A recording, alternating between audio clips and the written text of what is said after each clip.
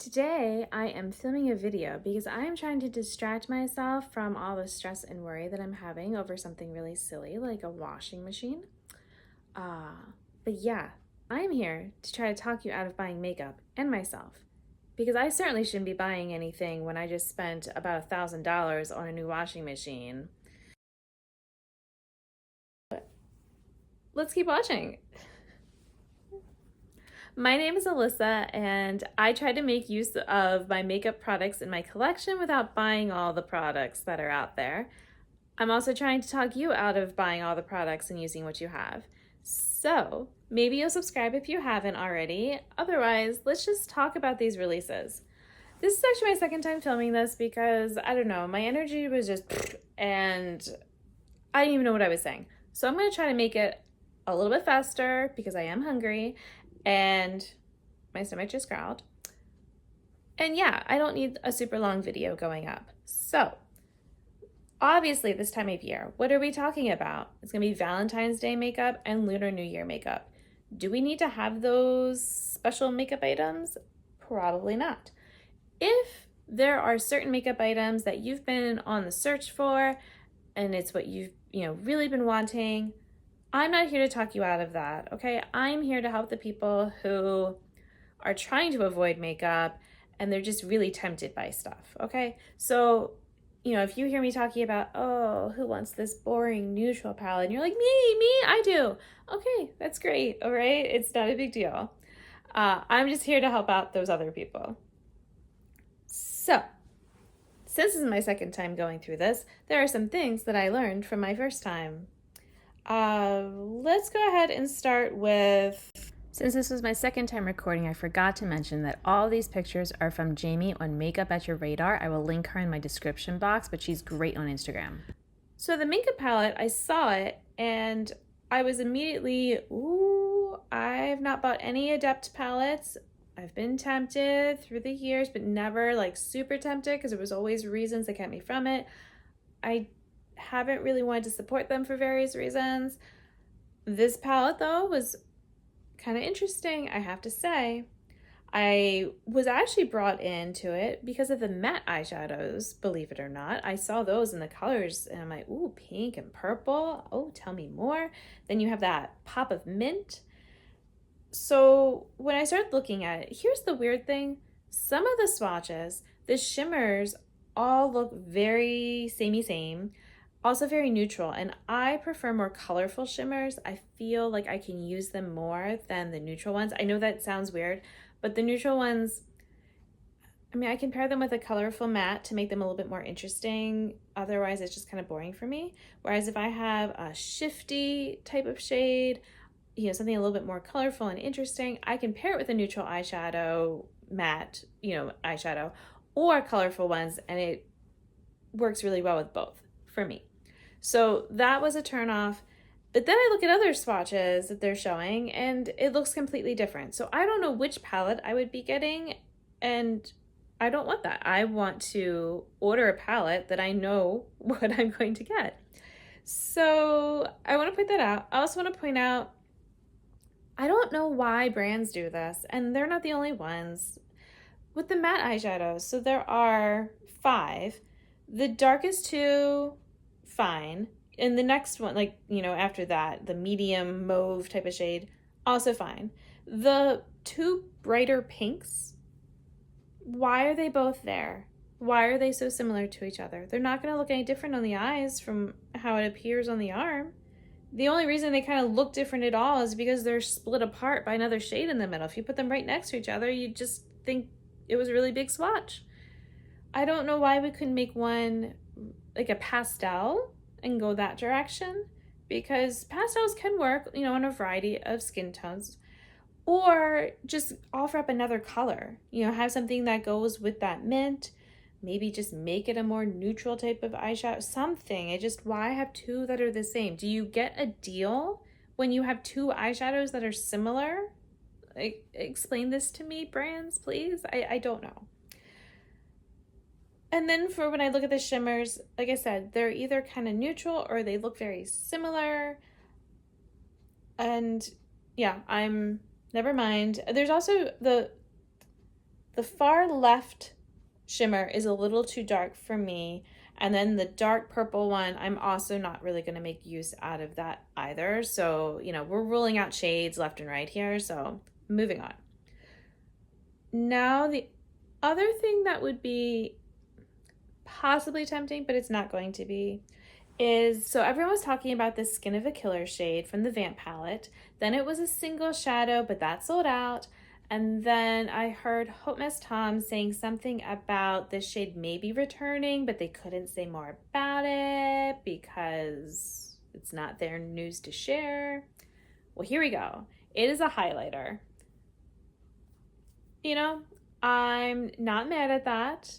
For people who missed out on the single eyeshadow version of it and didn't want to pay for a whole palette, I think it's fine. I think the release is okay. But do you need it? Okay? Do you have some sort of light light topper sparkly shade that you could wear? I'm thinking about the Super Shock Shadows, Frog, Ladybird, or Ritz. I'm thinking about, like the Space Cowboy. There's so many brands that are putting out these types of shades. If this is really calling to you and the price is okay for you compared to those other ones, then sure. It's just more if you already have something similar. I have, for instance, Ladybird. I don't often wear it. I've been, trying to get myself to finish it, but it's not something that maybe I care about. I'm not, I guess, as much of a topper eyeshadow type of person. So think about, if you have something like that already, how often do you use it? Just, even if this is like a way better shade, doesn't mean that you would necessarily wear it then. That's all I'm going to say. They also were putting out an eyeshadow palette. A lot of people were poo-pooing on the outside of the palette and how it looked. I don't know. I thought it was fine. I guess I don't really care that much about how those things look all the time. But the inside, okay, colors, fine. I feel like they did a better job than the makeup palette of the shades are all distinct, except for the two grays. They're a little similar. Maybe they swatch differently. Maybe the one is a lot darker. I'm going to hope for that. Otherwise, again, is this like a buy one, get one free type of thing? For the shimmers, there's a dark shimmer. I'm definitely not interested in that. Then there's a goldish or rose gold maybe type of shade. Not really my thing either. So that basically leaves the two pink shimmers. And then the other shades I could take or leave. So not a palette for me. Also, with the fact that they're heart-shaped pans, I'm paying for, multiple things, but partially for it being a magnetic palette. I'm not going to want to have these little heart pans to mix and match with my other circles and squares and all that. It's already enough when you have circles and squares or rectangles and mixes like that. But to add in a heart shape, I just feel, I don't know.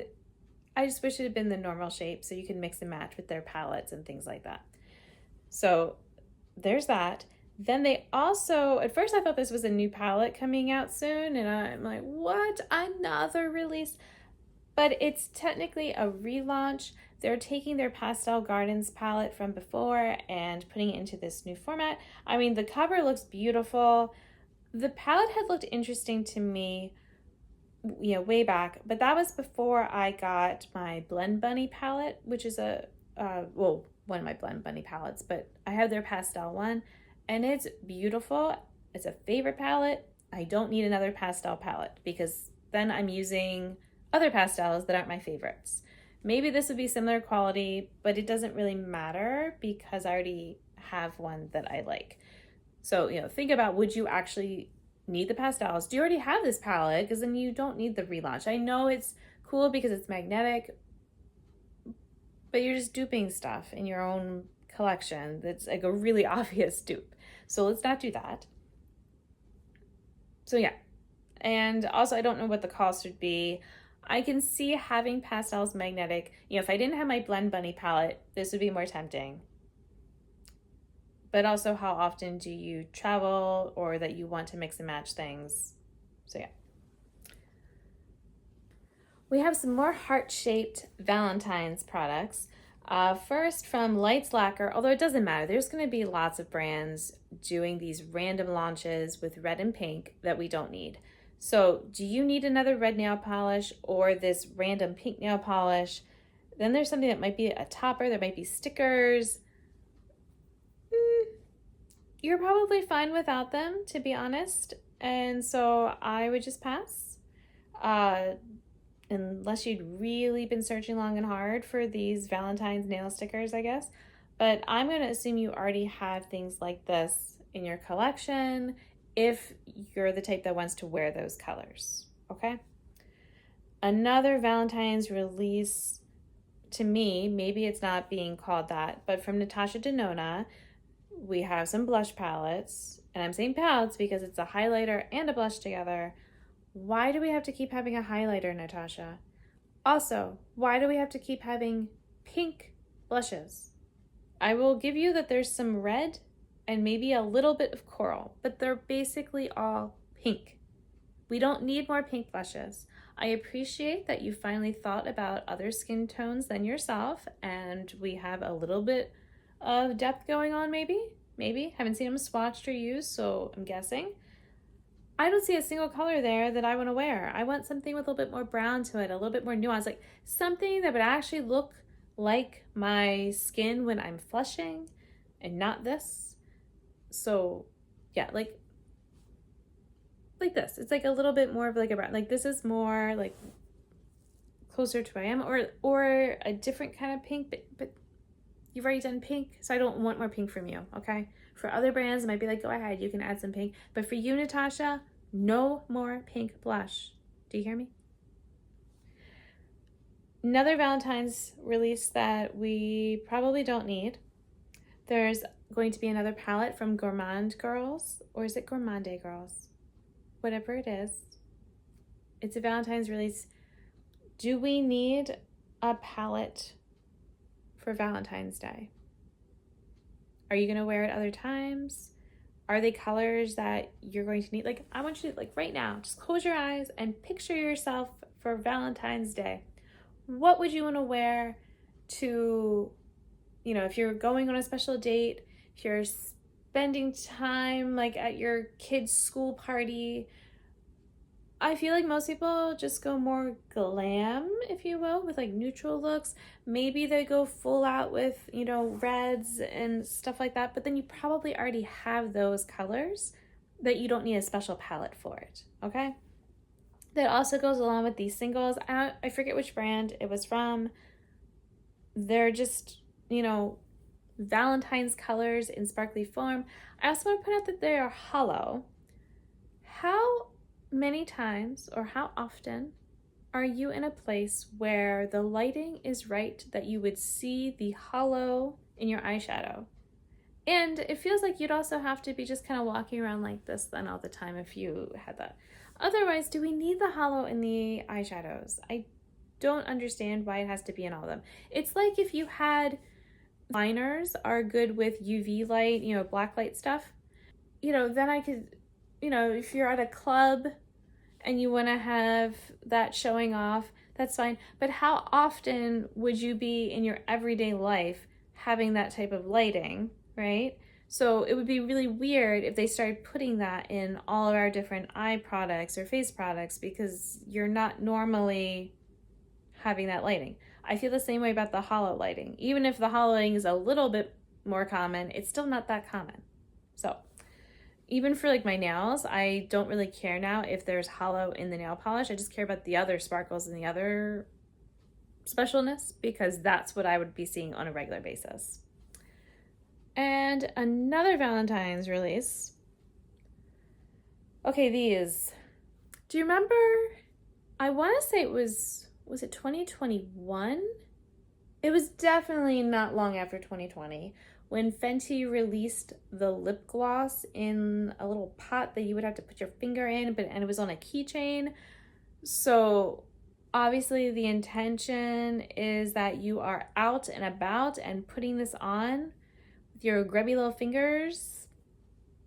And when people were all, have we not learned from what's going on out in the world. That's not a good idea, you know, like some sort of stick thing, an applicator, something that we don't put our fingers in. Why do we have in 2025 another lip and cheek product that we'd be putting our fingers in to apply while on the go?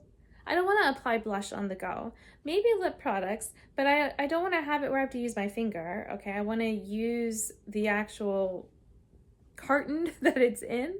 Or, yeah, I mean, I guess I could bring like a lip brush potentially, but not, no, then why do I have this on a keychain? That's not helpful to me. And because to me also, if you're applying blush on the go, don't you need other makeup to go with it?